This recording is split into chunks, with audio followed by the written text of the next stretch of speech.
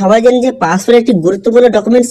এই পাসপোর্টের দ্বারা আপনি ভারতের বাইরে যদি কোথাও যেতে চান তাহলে পাসপোর্ট লাগে। এছাড়া কিন্তু বিভিন্ন রকম কারেকশন, যেমন কিন্তু আধার কারেকশন অথবা ভোটার কার্ড কারেকশন, এইসব কারেকশন করতে পাসপোর্ট দিয়ে কিন্তু আপনি কারেকশন করতে পারবেন। সেই জন্য কিন্তু পাসপোর্ট খুবই গুরুত্বপূর্ণ একটা ডকুমেন্টস। তো সেই জন্য আজকে ভিডিওতে আপনাকে দেখাবো নতুন নিয়মে এবং নতুন পদ্ধতিতে কিভাবে আপনি পাসপোর্টের জন্য অ্যাপ্লাই করবেন, তার স্টেপ বাই স্টেপ প্রসেস দেখাবো। এবং পাসপোর্টের জন্য অ্যাপ্লাই করতে গেলে আপনার কি কি ডকুমেন্টস লাগবে, কত টাকা লাগবে এবং কিভাবে আবেদন করবেন তার স্টেপ বাই স্টেপ প্রসেস দেখাবো। সেই জন্য ভিডিওটা প্রথম থেকে শেষ পর্যন্ত অবশ্যই দেখবেন মনোযোগ সহকারে। এবং আমাদের চ্যানেলে প্রথমবার ভিজিট করতে গেলে আমাদের চ্যানেলটিকে সাবস্ক্রাইব করে রাখুন এবং পাশে থাকা বেল আইকনটিকে অন করে রাখুন, কারণ আমরা এরকম নিচে ভিডিও নিয়ে আসি। তো চলো আজকে ভিডিওটা শুরু করা যাক। তো প্রথমত পাসপোর্ট সেবার যে অফিসিয়াল ওয়েবসাইট সেখানে আপনি ভিজিট করবেন, এর লিংক ভিডিও ডেসক্রিপশনে দিয়ে দেবো, সেখান থেকে ডাইরেক্ট এখানে চলে আসবেন। এখানে চলে আসার পর একটা নোটিশ আপনি দেখতে পাচ্ছেন এখানে দেওয়া রয়েছে। এখানে কিন্তু পাসপোর্টের অনেক রকম কিন্তু ফেক ওয়েবসাইট রয়েছে, তার লিঙ্কগুলো এখানে দেওয়া রয়েছে। এইসব যে অফিসিয়াল ওয়েবসাইট এগুলো কিন্তু আপনি ভিজিট করবেন না, এগুলো কিন্তু সম্পূর্ণ ফেক ওয়েবসাইট। এই যে অফিসিয়াল ওয়েবসাইট দেখতে পাচ্ছেন passportindia.gov.in, এইটা হচ্ছে অরিজিনাল ওয়েবসাইট। এই ওয়েবসাইট কিন্তু আপনি ভিজিট কিন্তু করবেন, ঠিক আছে, বোঝা গেল? তো ভিজিট করার পর তারপরে আপনি যে পাসপোর্টের জন্য অ্যাপ্লাই করার জন্য প্রথমে আপনাকে অ্যাকাউন্ট ক্রিয়েট করতে হবে। তো সেই জন্য যদি নতুন হয়ে থাকেন তাহলে নিউ ইউজার রেজিস্ট্রেশন অপশনে ক্লিক করবেন। এবার যদি আপনার আগে থেকে অ্যাকাউন্ট থেকে থাকে তাহলে কিন্তু এখানে ইউজার লগ ইন অপশনে ক্লিক করবেন। এবার যদি আপনি নতুন করতে চান তাহলে কিন্তু নিউ ইউজার রেজিস্ট্রেশন অপশনে ক্লিক করবেন। ক্লিক করার সঙ্গে সঙ্গে আপনার সামনে নতুন একটি পেজ কিন্তু ওপেন হয়ে যাবে। হয়ে যাওয়ার পর তারপর আপনি কি করবেন, তারপরে দেখতে পাচ্ছেন বিভিন্ন রকম অপশন হয়ে গেছে ইউজার রেজিস্ট্রেশন। এবার এখানে পাসপোর্ট অফিস, এখানে কিন্তু পাসপোর্ট অফিসটা আপনি সিলেক্ট কিন্তু করে নেবেন, ঠিক আছে। এখানে কিন্তু আপনার নিয়ার যে পাসপোর্ট অফিস রয়েছে তার কিন্তু এখানে অ্যাড্রেসটা সিলেক্ট করে নেবেন। করে নেওয়ার পর তারপর আপনি কি করবেন, তারপরে আপনার কিন্তু আরো বিভিন্ন ডিটেলস কিন্তু বসে যাবে। তো সেই জন্য কিন্তু প্রথমে এখানে পাসপোর্ট অফিসটা সঠিকভাবে সিলেক্ট করে নেবেন। এরপর ফার্স্ট নেম বসিয়ে দিবেন, তারপর লাস্ট নেম বসিয়ে দিবেন। বসিয়ে দেওয়ার পর ডেট অফ বার্থ, এখানে ডেট অফ বার্থ বসিয়ে দিবেন। বসিয়ে দেওয়ার পর তারপর আপনি কি করবেন, তারপর দেখতেছেন ইমেল আইডি। এবার যদি ইমেল আইডি আপনার থেকে থাকে তো ইমেল আইডি এখানে বসাবেন, যদি না থেকে থাকে তাহলে কিন্তু যে কোনো একটা ইমেল আইডি আপনি ক্রিয়েট করে সেই ইমেল আইডি বসিয়ে দিবেন। বসিয়ে দেওয়ার পর তারপর এখানে বলা হয়েছে যে ইমেল আইডিটা কি লগ ইন আইডি হিসাবে ইউজ করতে চান, তাহলে এখানে ইয়েস করবেন অথবা এখানে নো কিন্তু করে দেবেন। করে দেওয়ার পর তারপরে লগ ইন আইডি, এখানে একটা লগ ইন আইডি আপনাকে এখানে বসাতে হবে, ঠিক আছে। লগ ইন আইডি আপনার নিজের ইচ্ছা মতো একটা লগ ইন আইডি এখানে লিখে দেবেন। লিখে দেওয়ার পর তারপর আপনি কি করবেন, তারপর এখানে দেখতে পাচ্ছেন চেক এলিজিবিলিটি অপশনে ক্লিক করবেন, ঠিক আছে। এখানে চেক এলিজিবিলিটি অপশনে ক্লিক করে এখানে দেখে নেবেন যে এটা অ্যাভেলেবেল আছে কি নেই। যদি অ্যাভেলেবেল থেকে থাকে তাহলে দেখতে পাচ্ছেন এখানে লেখা রয়েছে log in ID is available, এরকম লেখা থাকবে। যদি অ্যাভেলেবেল না থাকে তাহলে দেখাবে নট অ্যাভেলেবেল।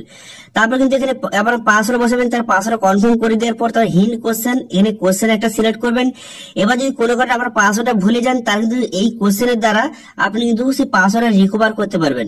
সেই জন্য একটা কোশ্চেন সিলেক্ট করবেন, তারপর তার অ্যান্সারটাকে লিখে দেবেন। লিখে দেওয়ার পর ক্যাপচারে বসে রেজিস্টার অপশনে ক্লিক করবেন। রেজিস্টার অপশনে ক্লিক করার সঙ্গে সঙ্গে তারপর কিন্তু আপনার ইমেলে যে ইমেল আইডি দিলেন সেই ইমেলে কিন্তু একটা লিঙ্ক গিয়েছে, সেই লিঙ্কে ক্লিক করে আপনার কিন্তু ইমেল আইডি ভেরিফিকেশন করতে হবে। তো সেই জন্য ইমেল আইডি ওপেন করবেন। ওপেন করার পর এরকম কিন্তু একটা ইমেল যাবে, তারপর একটা দেখতে পাচ্ছেন এই যে একটা লিঙ্ক রয়েছে, এই লিঙ্কে আপনি ক্লিক করবেন। এই লিঙ্কে ক্লিক করার সঙ্গে সঙ্গে তারপর কিন্তু এখানে লগ ইন আইডি অথবা ইউজার আইডি, এখানে কিন্তু আবার লগ ইন আইডিটাকে সঠিকভাবে বসিয়ে দেবেন।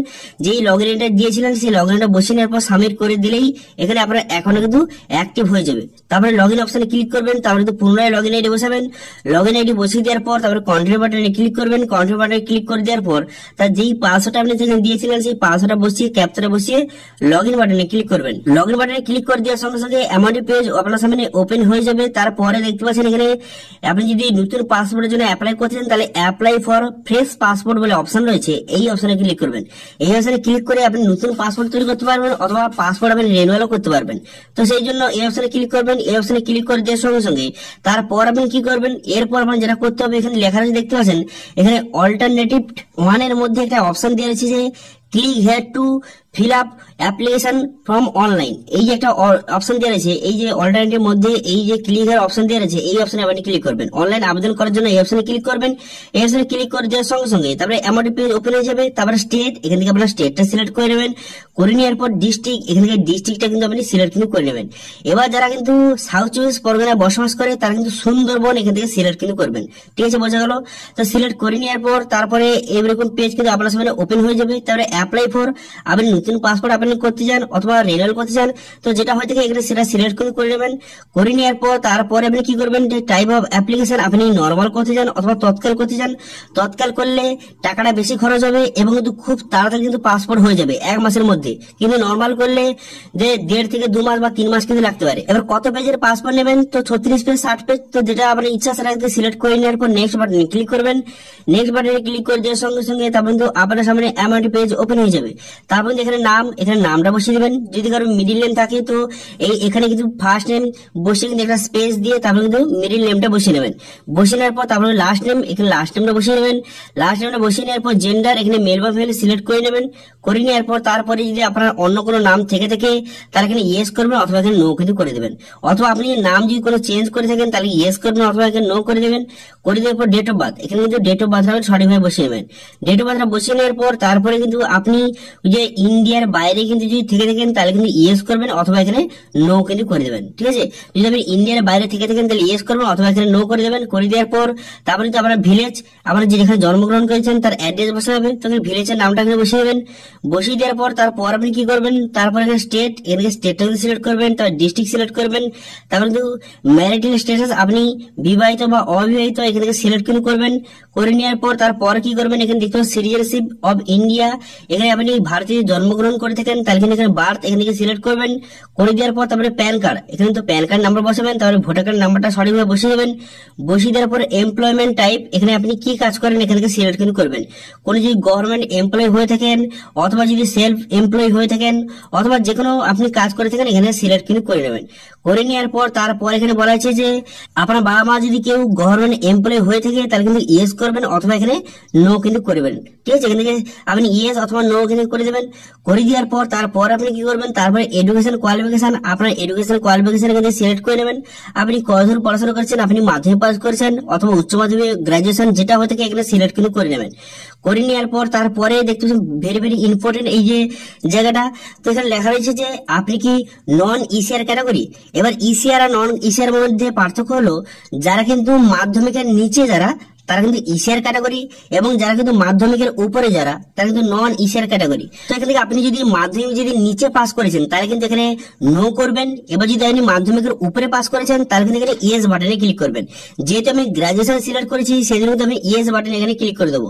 করে দেওয়ার পর তারপর আপনি কি করবেন, তারপরে এখানে দেখতে পাচ্ছেন আপনার শরীরে যদি কোন রকম যদি মার্ক থেকে থাকে তাহলে এখানে লিখে দেবেন। এরা যদি না থেকে থাকে তাহলে এখানে নো করে লিখে দেবেন। তারপরে এখানে কিন্তু আপনার আধার কার্ড নাম্বার বসিয়ে দেবেন। বসিয়ে দেওয়ার পর ইয়েস বাটনে ক্লিক করে দেওয়ার পর তারপর নেক্সট বাটনে ক্লিক করবেন। নেক্সট বাটনে ক্লিক করে দেওয়ার সঙ্গে সঙ্গে তারপর কিন্তু আপনার সামনে এমআরটি পেজ ওপেন হয়ে যাবে। এরপর কি করবেন, এখানে ফ্যামিলি ডিটেইলস কিন্তু বসাতে হবে। প্রথমে কি করবেন, এখানে বাবার নাম, এখানে কিন্তু বাবার নামটা বসিয়ে যাবেন।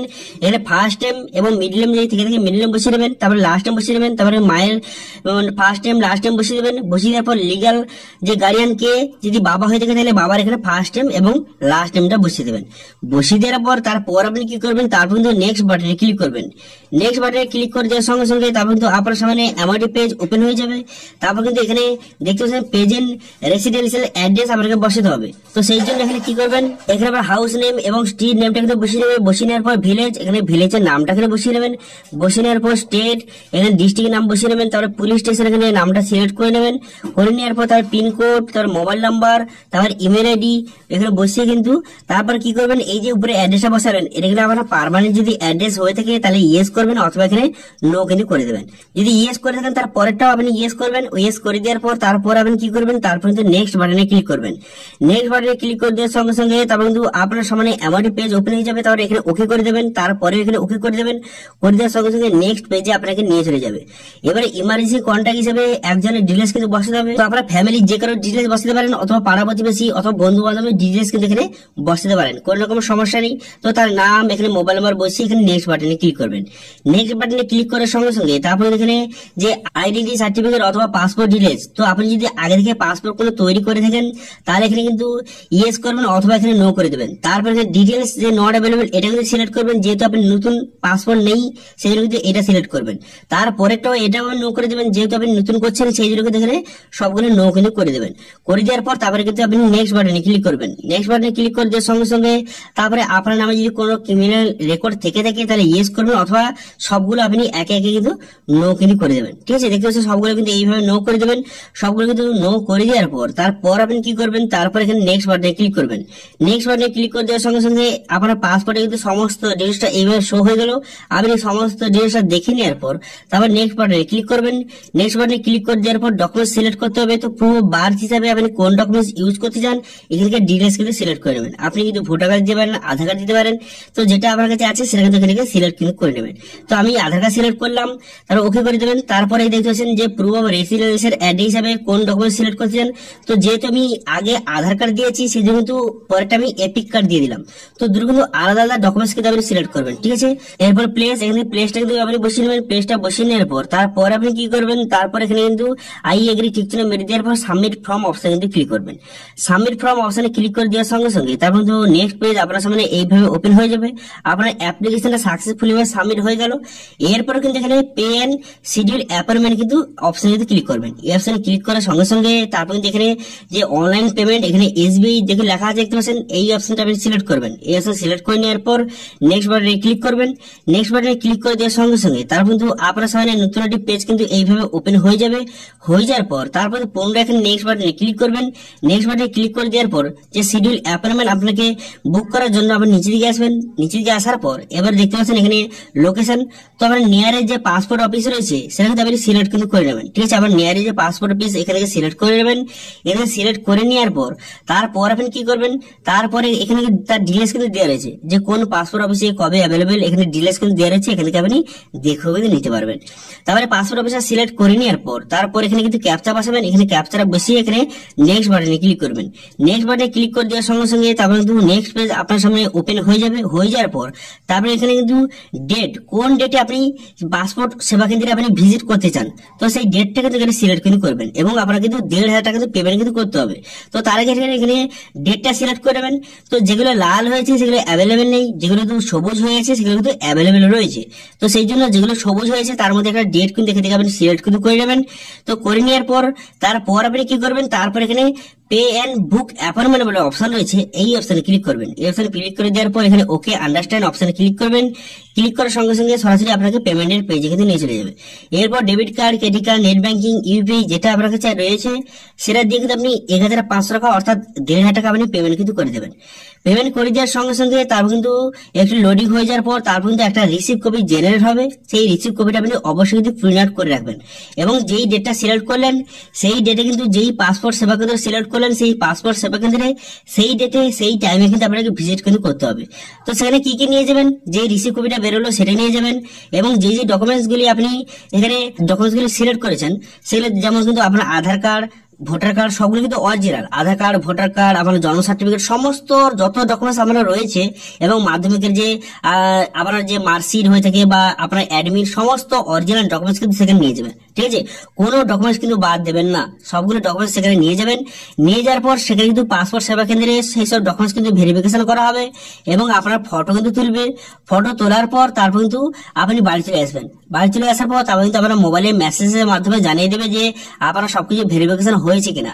যদি ভেরিফিকেশন হয়ে থাকে তারপরে কিন্তু তার পরের স্টেপ হচ্ছে পুলিশ ভেরিফিকেশন। তো পুলিশ ভেরিফিকেশন তারপরে কিন্তু আপনার যে পুলিশ কিন্তু আপনার বাড়িতে আসবে, হয় পুলিশ বাড়িতে আসবে অথবা আপনাকে পুলিশের কাছে যেতে হবে। সেখানে পুলিশ আপনাকে কল করে কিন্তু জানিয়ে দেবে। ঠিক আছে, তারপরে পুলিশ ভেরিফিকেশন হয়ে যাওয়ার পর তারপর কিন্তু পাসপোর্ট সেবা কেন্দ্রের তরফ থেকে যে পাসপোর্টটা আপনার বাড়িতে কিন্তু পাঠিয়ে দেওয়া হবে। ঠিক আছে, তো এইভাবে স্টেপ বাই স্টেপ আপনার কিন্তু পাসপোর্টটি হয়ে যাবে এবং খুব তাড়াতাড়ি যদি কেউ তৎকাল পাসপোর্টের জন্য অ্যাপ্লাই করে থাকে তাহলে কিন্তু 1 মাসের মধ্যে এইসব কাজগুলি হয়ে যাবে। কিন্তু যদি কেউ নর্মাল পাসপোর্ট অ্যাপ্লাই করে থাকে তার ক্ষেত্রে কিন্তু 2 থেকে 2-2.5 মাস অথবা 3 মাস কিন্তু সময় যেতে পারে। ঠিক আছে, তো এইভাবে খুব সহজে অনলাইনে কিন্তু পাসপোর্টের জন্য অ্যাপ্লাই করতে পারবেন এবং খুব সহজে পাসপোর্ট আপনি পেয়ে যাবেন। ঠিক আছে, তো এই পাসপোর্ট নিয়ে কোনো রকম যদি সমস্যা থেকে থাকে তাহলে কিন্তু অবশ্যই কমেন্ট করুন, আমি অবশ্যই রিপ্লাই করব। এবং আজকে ভিডিওটা ভালো লেগে থাকলে ভিডিওটা লাইক করে দেবেন এবং ভিডিও কিন্তু বন্ধুর সঙ্গে শেয়ার করে দেবেন এবং আমাদের চ্যানেলে প্রথমবার ভিজিট করে থাকলে আমাদের চ্যানেলটিকে সাবস্ক্রাইব করে রাখুন এবং পাশে বেল আইকনটাকে অন করে রাখুন, কারণ আমরা নিত্য ভিডিও নিয়ে আসি। আজকে ভিডিওটা এই পর্যন্ত, দেখা হচ্ছে নেক্সট ভিডিওতে। Thank you.